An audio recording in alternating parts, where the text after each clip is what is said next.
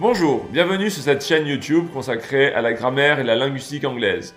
Aujourd'hui, je vais commencer une première série de vidéos consacrées au temps et à l'aspect en anglais.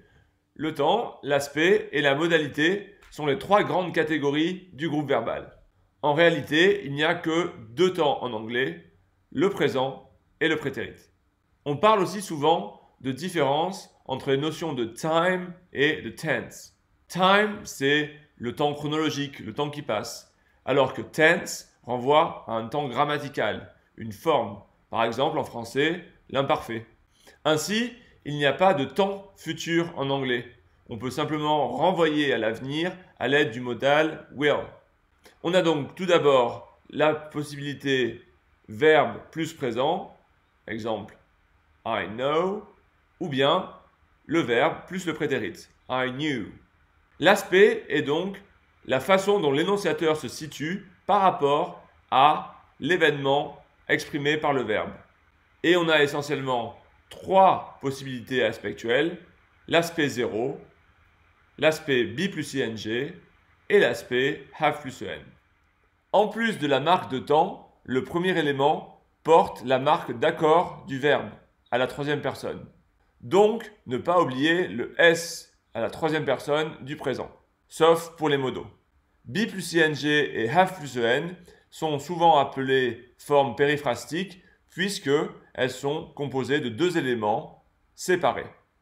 Exemple, Henry was working as a plumber, ou bien Orson must have been here. Le temps, l'aspect et la modalité peuvent se combiner de la façon suivante.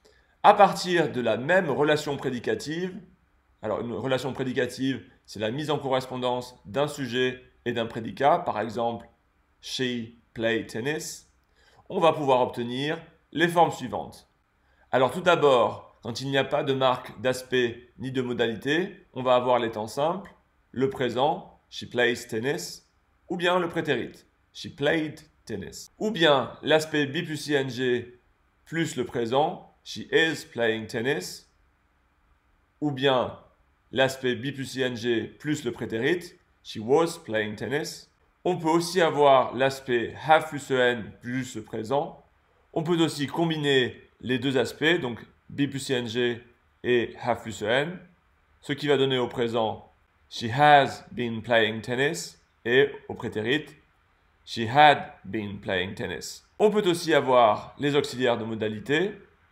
Donc, par exemple, modal plus présent, she can play tennis, et modal plus prétérit, she could play tennis. Au présent, she can be playing tennis, et au prétérit, she could be playing tennis. On peut aussi avoir la combinaison modal plus have plus en, she must have played tennis, et she could have played tennis. Et enfin, la combinaison modal plus have plus en plus be plus ing. She may have been playing tennis. Et au prétérit, she might have been playing tennis. Et donc, les éléments du groupe verbal ne peuvent se combiner que dans cet ordre précis. S'il y a un modal, il vient nécessairement en tête et il ne peut être suivi par un autre modal. Donc jamais he must can. Et c'est après le modal qu'on aura have plus en et enfin be plus ing. Alors qu'en français, on a une certaine mobilité.